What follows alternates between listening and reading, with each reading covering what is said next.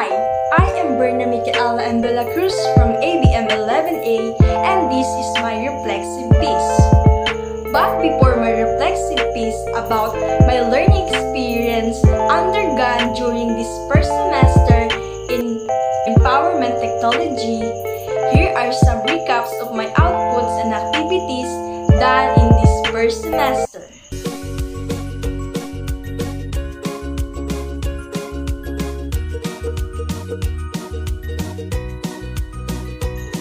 Fantastic! What a good outputs! As you can see that I really enjoy learning the subject of empowerment technology. And now, we will proceed to the question and answer. It's a question prepared connected to the topic in the first semester. And I will answer them based on my learnings in the empowerment technology subject. Shall we? Number 1. When you hear the word ICT, what word comes to your mind, and in simple words, how important is it? First, when I heard acronym ICT, the word comes in my head is computer and modern technology. But when the class starts discussing what it's all about, it broadens my ideas and learnings, especially in the terms of applying. In simple words, I learned that ICT provides access to information through telecommunication. Besides, ICT permits all aspects of life, providing newer, better, and quicker ways for people to interact, network, seek help, gain access to information, and learn. Number 2.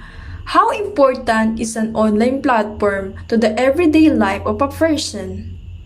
For me, I learned that online platforms are very important in our everyday life and to all aspects of life.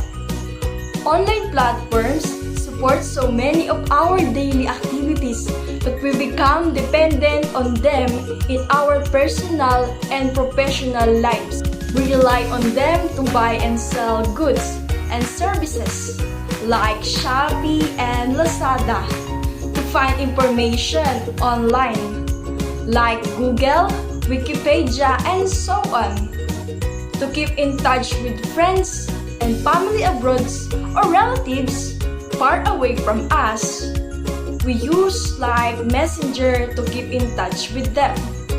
We use Facebook, TikTok, YouTube, Instagram, and Twitter to entertain.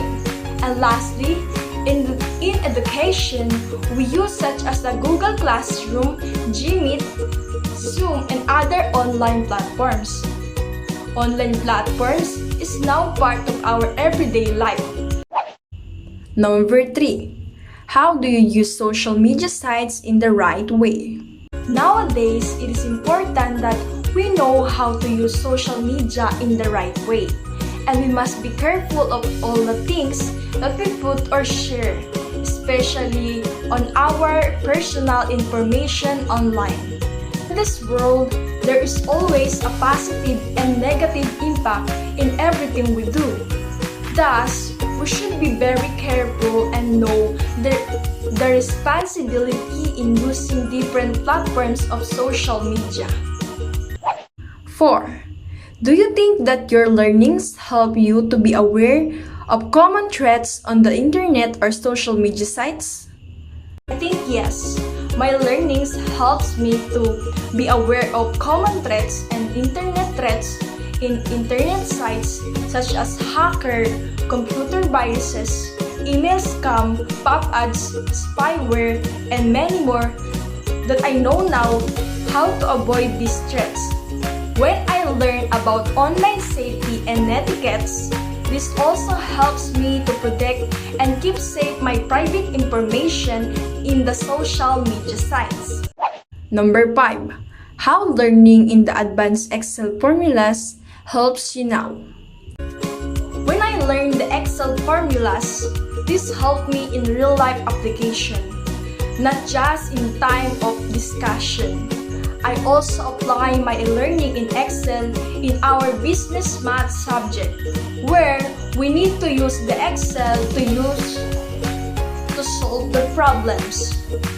This time, it is not hard for me to use Excel because I already know how it functions. Learning Excel helps me to compute fast and correctly. 6. Do you think that your learnings in principle of graphic and layout helps you to become a better in terms of editing? I think yes.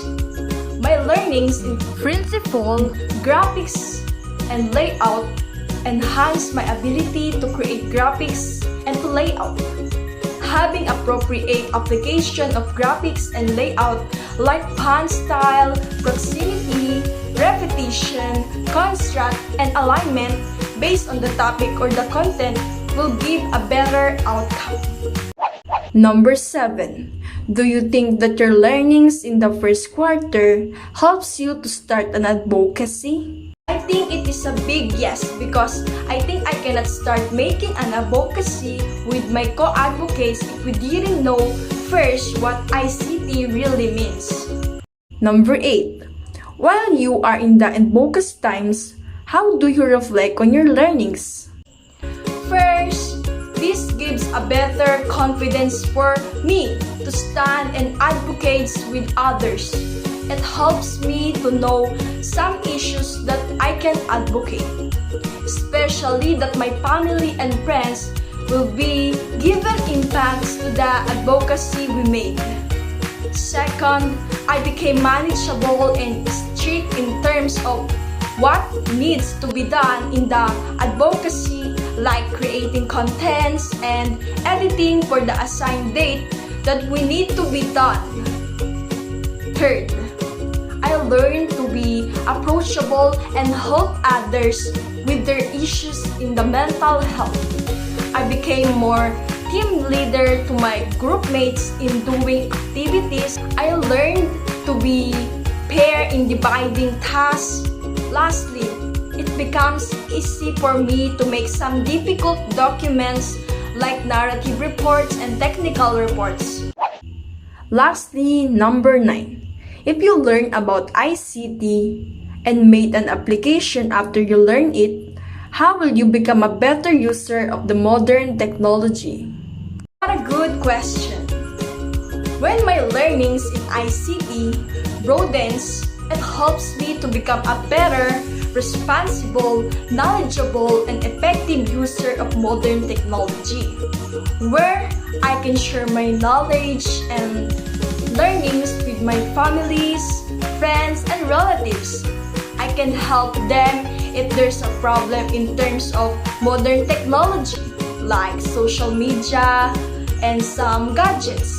It also widens my idea that ICT really has a big impact in our everyday life. I hope you guys enjoy watching and have learnings and ideas in my reflexive piece. But before saying goodbye, I will give my remarks quotation. Learning is not effective when there is no application. Bye and thank you for watching, guys.